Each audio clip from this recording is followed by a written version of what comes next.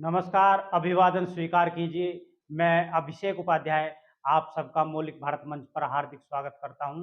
और थंबनेल आपने देख ही लिया होगा कि यदि अखिलेश जी को 2027 का सत्ताधीश बनना है तो एक दलित चेहरा लाना पड़ेगा। और मैं अपनी पिछली वीडियो में भी ये चीज बता चुका हूं। मैं आपको बता दूं, आप मेरे सामने कुछ चेहरे देख रहे होंगे जो कि दलित चेहरे हैं।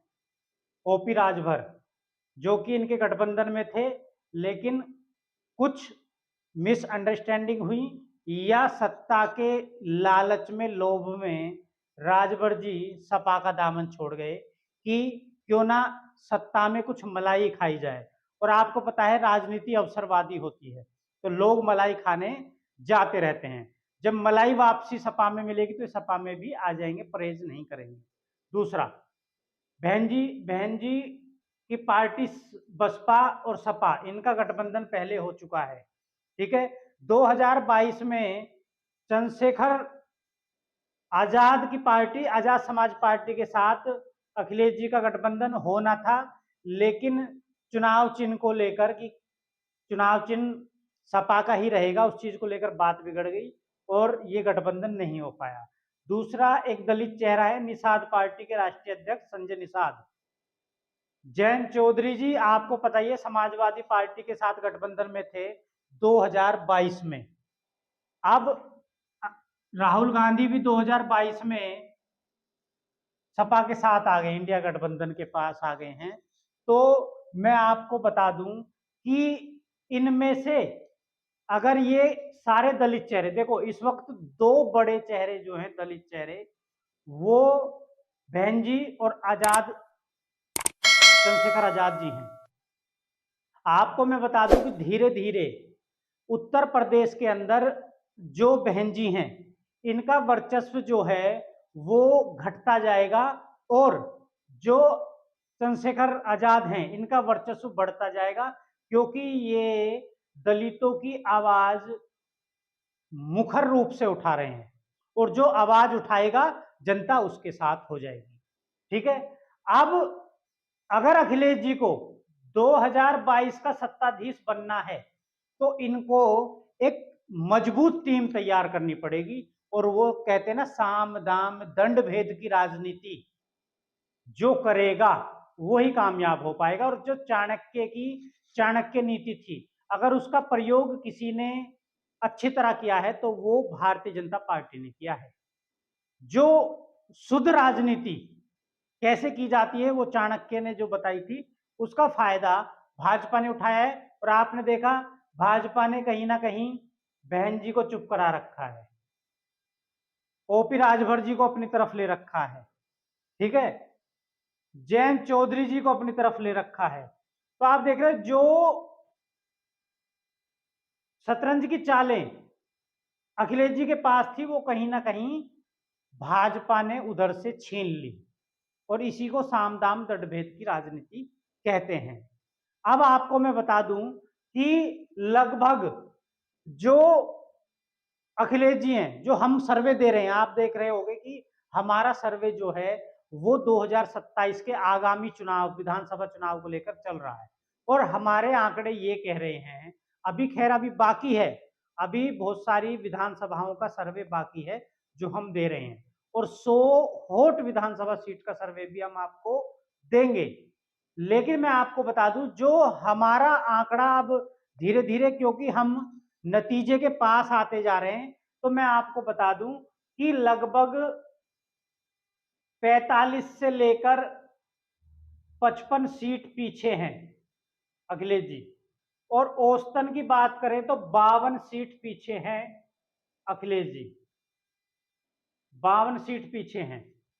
और 52 सीट का जो गैप इनका 2027 में रह जाएगा, ये 27 के सत्ताधीश नहीं बन पाएंगे यदि इन्होंने समय पे रणनीति नहीं बदली, और जो एक टीम बननी चाहिए वो टीम नहीं बना पाए। अब इनकी टीम में सबसे बड़ा जो चेहरा है वो एक दलित चेहरा होना चाहिए, वो है या तो चंद्रशेखर आजाद या बहन जी। अगर ये इन दो चेहरों में से एक चेहरे को अपने साथ लाने में कामयाब रहे, दूसरा दोबारा से जयंत चौधरी को अपने पास लाने में कामयाब रहे। और तीसरा, ओपी राजभर की बात करें तो ओपी राजभर इनको ज्यादा फायदा तो नहीं करा पाएंगे, ज्यादा 1-2 सीट का फायदा करा पाएंगे। ठीक है, इनके पास इनके 5-6 विधायक जीत गए थे, लेकिन वो भाजपा लहर यानी योगी लहर में जीते, उनमें इनका कोई खास रोल था नहीं। ठीक है, अब अखिलेश जी को क्या करना है, केवल 2 चेहरों को अपनी तरफ खींचना है, या तो बहन जी या चंद्रशेखर आजाद, या दूसरा चेहरा इनको खींचना है जयंत चौधरी को। अगर जयंत चौधरी नहीं भी आ पाते हैं तो कोई ज्यादा दिक्कत नहीं है, इनको इनमें से एक चेहरा चाहिए, वो चेहरा इनको लाना पड़ेगा। और मैं बता दूं, बहन जी यदि आती हैं तो सोने पे सुहागा हो जाएगा। बहन जी अगर आती हैं तो सोने पर सुहागा होगा। मैं आपको बता दूं, 86 रिजर्व सीट हैं उत्तर प्रदेश के अंदर, और ये रिजर्व सीट किसी दलित चेहरे को ही देनी पड़ेंगी। दलित चेहरे को ही ये सीटें, रिजर्व सीट जितनी भी हैं, वो आप या तो बहन जी को अपने साथ लाइए या चंद्रशेखर आजाद को अपने साथ लाइए, और वो 86 की 86 सीटें दलित चेहरे को दे दीजिए। ये है रणनीति। और हम गैप कितना बता रहे हैं आपको, अखिलेश जी कितनी सीटों से रह जाएंगे यदि वो रणनीति नहीं खेल पाए, तो 45 से 55 सीट, और औसतन माने तो औसतन 52 सीट जो हैं वो और अभी अखिलेश जी को चाहिए। और इन 52 सीटों के लिए बहुत ज्यादा दिमाग लगाना पड़ेगा। यानी कि अगर जयंत चौधरी जी इनको 5-6 सीट दे दें तो ले आइए, साम दाम दंड भेद की राजनीति। दूसरा, उप मुख्यमंत्री का ऑफर दीजिए, उप मुख्यमंत्री बनाइए। बहन जी या चंद्रशेखर रावण, जिसको भी आप ले, उप मुख्यमंत्री का निमंत्रण दीजिए कि उप मुख्यमंत्री होंगे आप। तो कहीं ना कहीं, अगर बहन जी के मामले में मैं बात करूं, तो अखिलेश जी को अगर भाजपा हटानी है तो बहन जी को भी अगर ये मुख्यमंत्री चेहरा बनाकर पेश कर दें, तो मैं कह रहा हूं कि कोई ताकत नहीं है जो इंडिया गठबंधन को, और राहुल गांधी यानी कि कांग्रेस के साथ है ही, इंडिया गठबंधन को जीतने से कोई ताकत नहीं है रोक दे। उत्तर प्रदेश के अंदर मुख्यमंत्री इंडिया गठबंधन का बनेगा फिर। और यदि बहन जी नहीं भी आती है, किसी दबाव में प्रेशर में रहती है, तो चंद्रशेखर आजाद को ये अपने साथ ले लें और उप मुख्यमंत्री चेहरा बनाकर ये पेश करें। उप मुख्यमंत्री चेहरा बनाकर जैसे ही पेश किया जाएगा चंद्रशेखर आजाद को, वैसे ही दलित चेहरा एक्टिव हो जाएगा, और दलित वोटर जो है वो एक्टिव हो जाएगा। और वो, ये जो दलित वोटर है, उनको ये पता चल जाएगा कि बहन जी को वोट देने का मतलब है गड्ढे में वोट डालना। इसलिए हर दलित वोटर ये चाहेगा कि दलित चेहरा उप मुख्यमंत्री बने, और उसके लिए वो सारा दलित वोटर, जितना भी बहन जी का भी दलित वोटर है ना, वो चंद्रशेखर रावण के लिए वोट करेगा, क्योंकि हर दलित चाहेगा कि उनकी जाति का व्यक्ति उत्तर प्रदेश का उप मुख्यमंत्री बने। और चुनाव से पहले ये चीज अखिलेश जी को और राहुल गांधी को ओपन करनी पड़ेगी। यदि हमारी सरकार आती है तो चंद्रशेखर रावण जो है, चंद्रशेखर आजाद, वो उप मुख्यमंत्री होंगे। अगर इस बात का ओपन इसको करके चुनाव लड़ा गया, मैं कह रहा हूं कोई ताकत नहीं है भाजपा की कि वो सपा गठबंधन को जिता पाए, हरा पाए उत्तर प्रदेश के अंदर। क्योंकि मैं आपको बता दूं, जो उत्तर प्रदेश के अंदर बीएसपी ने पिछली बार 2022 में वोटें प्राप्त की, कहीं पर 35,000, कहीं 40,000, कहीं पर 45,000, कहीं पर 25,000, कहीं पर 30,000, 15,000। तो ये जो सारी वोटें हैं, ये कन्वर्ट होके कहां जाएंगी, ये आ जाएंगी समाजवादी पार्टी गठबंधन में।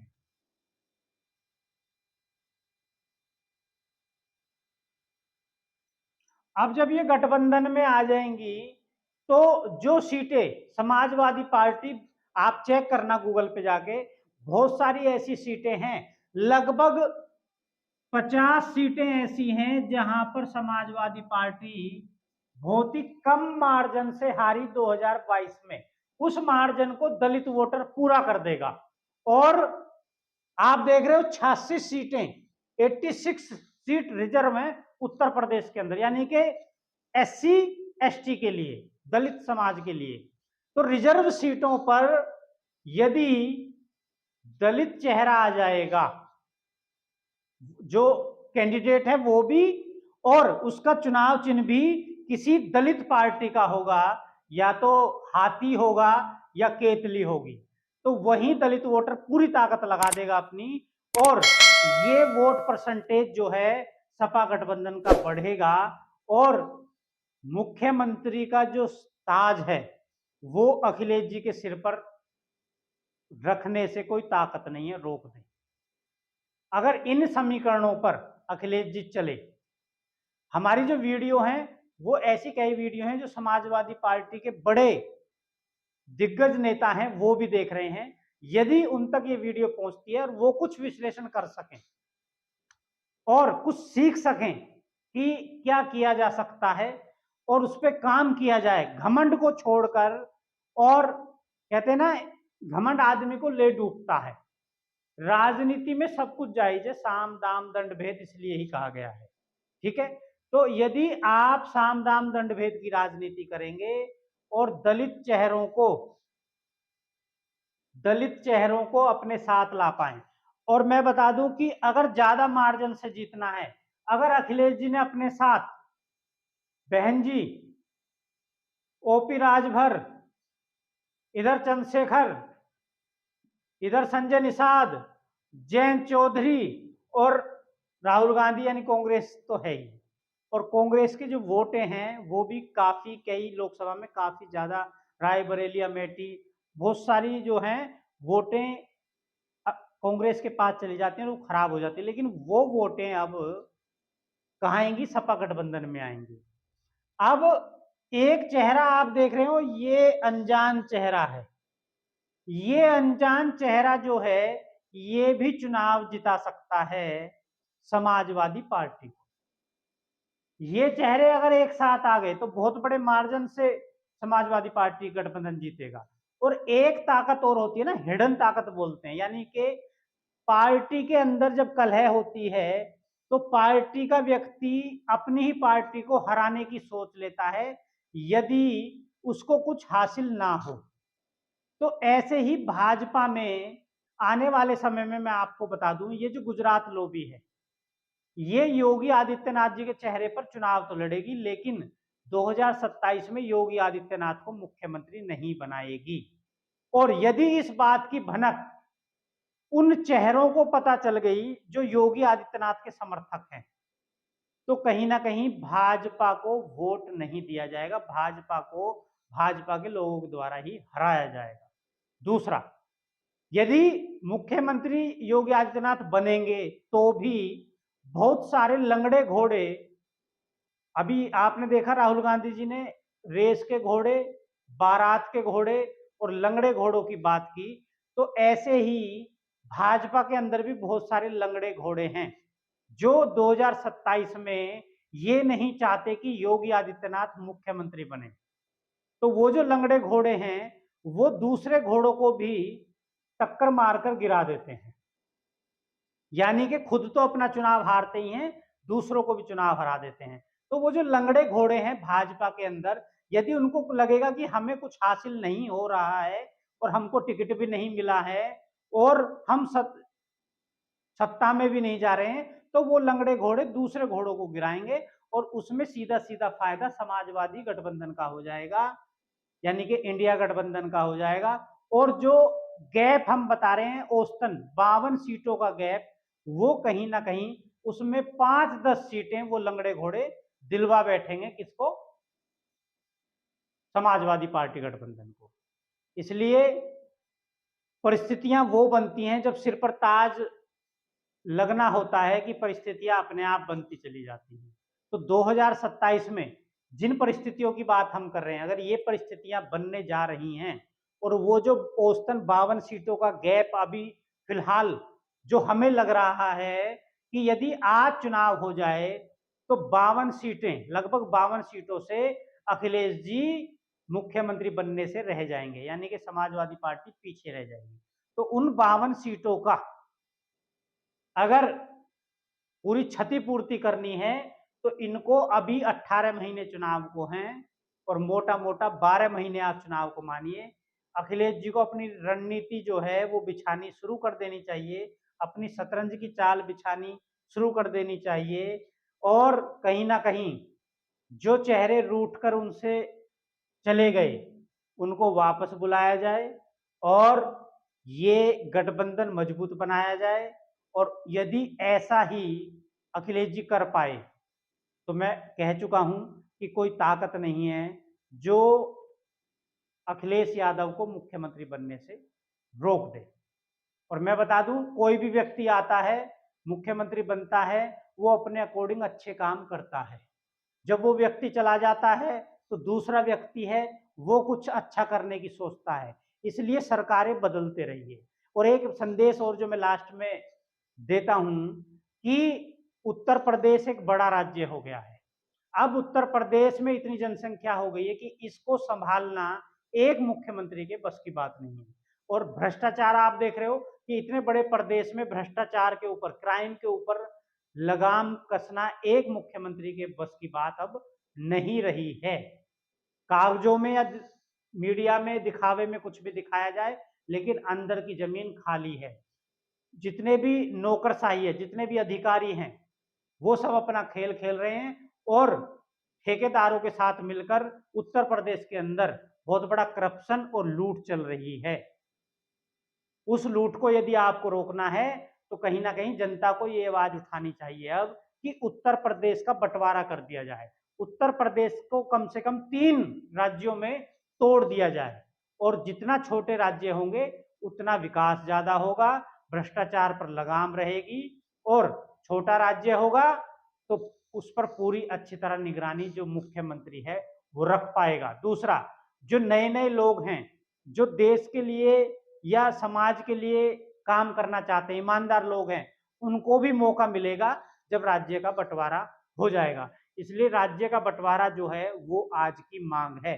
उत्तर प्रदेश का विभाजन, एक उत्तर प्रदेश मुक्ति मोर्चा है जो कि संगठन है, वो इसी राजनीतिक संगठन है उत्तर प्रदेश मुक्ति मोर्चा, वो इसी राह पर काम कर रहा है कि उत्तर प्रदेश का बंटवारा कर दिया जाए और 2 या 3 राज्यों में इसको बांट दिया जाए, जहां तक 3 राज्यों में बांटा जाए जिससे कि सारी कानून व्यवस्था और भ्रष्टाचार सबको ठीक किया जाए, संभाला जाए और विकास जो है वो किया जा सके। आप देख रहे हो पश्चिमी उत्तर प्रदेश में सारी इंडस्ट्रीज है, यानी कि उत्तर प्रदेश की सारी अर्थव्यवस्था कहाँ है, वो पश्चिमी उत्तर प्रदेश में चली गई है। वहीं आप पूर्वी उत्तर प्रदेश में जाएंगे तो स्थिति बहुत दयनीय है, रोजगार नहीं है, प्राइवेट रोजगार भी, और सरकारी रोजगार तो आप छोड़ ही दीजिए।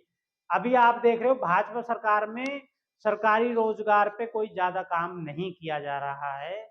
पुलिस में वैकेंसी निकाल दी जाती है क्योंकि पुलिस तो जरूरत है लॉ एंड ऑर्डर बनाने के लिए, इसलिए पुलिस में वैकेंसी निकल जाती है। बाकी अदर डिपार्टमेंट्स में आप देखेंगे तो कोई रोजगार नहीं। दूसरा, चिकित्सा व्यवस्था इतनी बिगड़ी हुई है कि प्रदेश के अंदर कोई अच्छे हॉस्पिटल, जैसे दिल्ली में हॉस्पिटल हैं, ऐसे आज तक कोई व्यवस्था उत्तर प्रदेश के अंदर नहीं करा पाए क्योंकि प्रदेश बहुत बड़ा है, आबादी बहुत ज्यादा है।